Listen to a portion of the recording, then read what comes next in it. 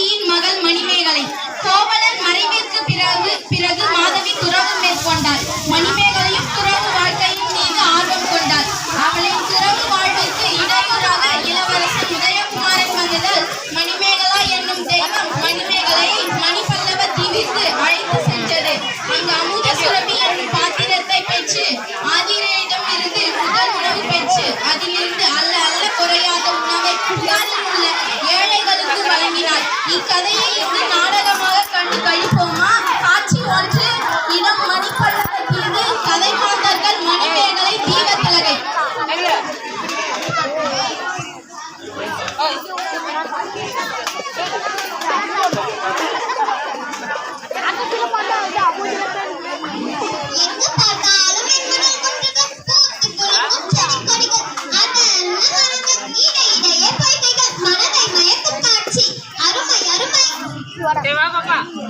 அழகிய பெண்ணே, நீ யார்? என் பெயர் மணிமேகலை. நான் பூம்புகார் நகரத்தை சேர்ந்தவர். இங்கு எப்படி வந்தாய்? என்னை மணிமேகலை இத்தீவிற்கு கொண்டு வந்து சேர்த்தது. ஆமாம், நீங்கள் யாரம்மா? என் பெயர் தீவத்திலை. நான் இத்தீவையும் இதிலுள்ள புத்தமிழியை காவல் செய்து வருகிறேன். பெருமை மிக்கவர் மட்டுமே இத்தீவிற்கு வந்து புத்தமிழியை வணங்க முடியும். நீ அந்த பெருமையை பெற்றிருக்கிறாய். நான் அந்த பெருமைக்கு உரியவளாம். ஆம், இன்னும் நீ அறிய வேண்டியது ஒன்று உண்டு. அது என்ன அம்மா? நம் எதிரில் பூக்கள் நிறைந்து விலகும் இந்த பொய்கையை பார். இதற்கு கோமுகி என்று பெயர். கோ என்றால் பசு, முகி என்றால் முகம். பசுவின் முகம் போன்று அமைந்திருப்பதால் இப்பொய்கை கோமுகி என்னும் பெயரை பெற்றது. ஓ, அப்படியா? வடிவத்திற்கு ஏற்ப பெயராக இருக்கிறது. இப்பொய்கைக்கு வேறொரு சிறப்பு உண்டு. வைகாசி திங்கள் முதலில் நான் இப்பொய்கை நீரில் ஓர் அரிய பத்திரம். அது ஆபுத்திரன் கையில் இருந்த அமுத சுரபி என்னும் பத்திரமாகும். அமுத சுரபியா? அதன் சிறப்பென்ன? அந்த பாத்திரத்தில் இட்ட உணவு எடுக்க போயாமல் வளர்ந்து கொண்டே இருக்கும். அதனை கொண்டு எத்தனை பேர்களுக்கு வேணுமான உணவு அளிக்கலாம். ஓ, அப்படியா? வியப்பாக இருக்கிறது. ஆம், அந்த பாத்திரத்தில் தோன்றும் வைகாசி முழுநிலவனா நின்றுதான் அதோ அந்த பாத்திரம் ஓடுகிறது.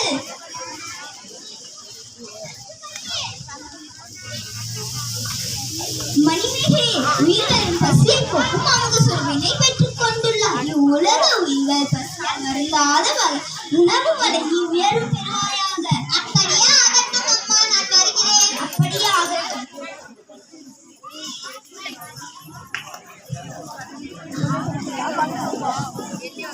காட்சி 2. மணிமேகலை அமுத சுரபியுடன் பூம்புகாருக்கு திரும்புகிறார். ஆதிரையிடமிருந்து உணவு பெற செல்கிறார். இடம் ஆதிரையின் இல்லம். கதை மாந்தர்கள் ஆதிரை மணிமேகலை.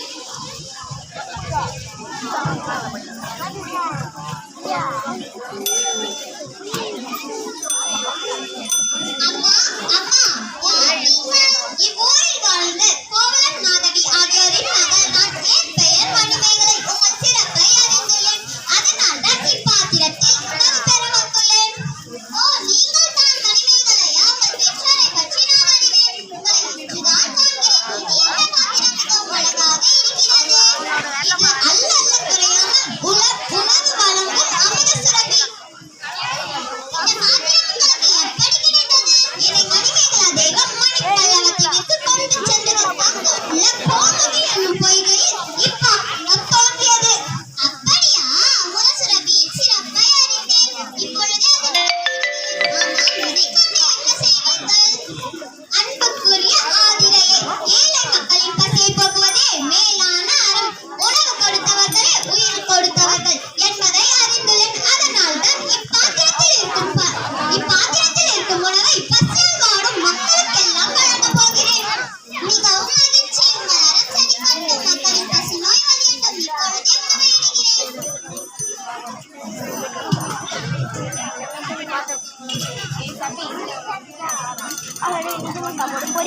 நன்றி அம்மா. மீண்டும்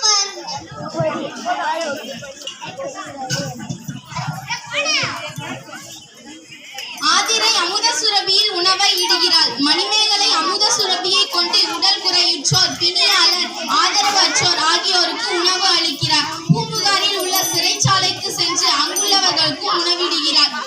காட்சி 3. இடம் அரண்மனை. கதை மாந்தர்கள் சிறைக்காவலர் மன்னர் மணிமேகலை.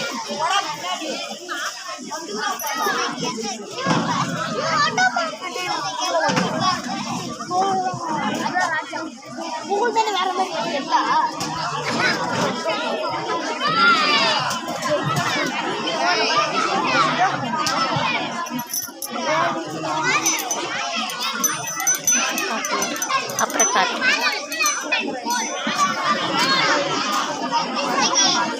இப்பொழுது சோழ மன்னர் வருகிறார் வருகிறார் வருகிறார்.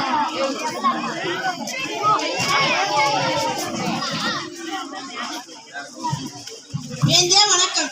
இன்று காலையில் நம் சிறைச்சாலைக்கு ஒரு இளப்பெண் வந்தாள். அவள் கையில் ஒரு சிறிய பாத்திரம் இருந்தது. அந்த சிறிய பாத்திரத்தில் இருந்த உணவை நம் சிறைச்சாலையில் இருந்த அனைவருக்கும் வழங்கினாள். அல்ல அல்ல குறையவே இல்லை. என்ன, ஒரு சிறிய பாத்திரத்தில் உணவை அனைவருக்கும் வழங்கினாளா? அந்த பெண்ணை உடனே அழைத்து வா. ஆகட்டும் அண்ணா.